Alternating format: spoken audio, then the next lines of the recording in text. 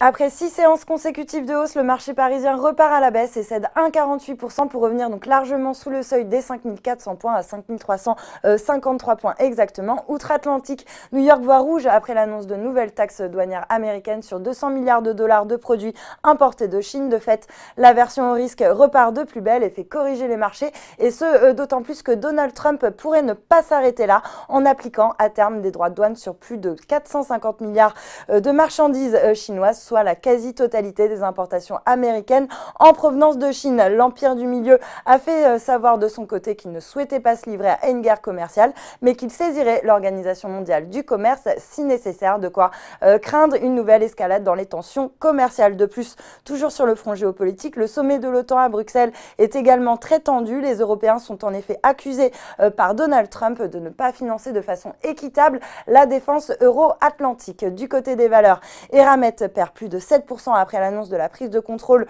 de l'Australien Mineral Deposit Limited. Le secteur est également pénalisé par le repli des cours des métaux industriels, notamment du nickel et du cuivre, qui évoluent sur leur plus bas depuis un an. Et puis Lagardère, à l'inverse, se distingue à Paris grâce à Goldman Sachs, qui est passé de neutre à achat tout en relevant légèrement son objectif de cours à 28,90 €. Carrefour, en revanche, est lanterne rouge sur le CAC, plombé par Barclays, qui abaisse son objectif de cours à 15,60 €, mais maintient sa recommandation inchangée à pondération en ligne. A l'inverse, SPI bondit de 5,12% grâce à Kepler Chevreux, qui passe de conserver à l'achat avec un objectif de cours à 21 €. Et puis sur le SRD, Beneteau chute de 18,6% après l'abaissement de ses prévisions de vente pour 2018. Le fabricant de bateaux justifie son sales warning par l'adoption de droits de douane au Canada et en Europe qui pénalisent donc les exportations de bateaux des marques américaines. Dans ce contexte, Beneteau donc revoit à la baisse ses objectifs et anticipe désormais une croissance du chiffre d'affaires et du résultat opérationnel courant comprise entre 7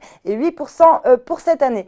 Voilà, c'est tout pour ce soir, mais n'oubliez pas, toute l'actu éco et finance est sur Boursorama.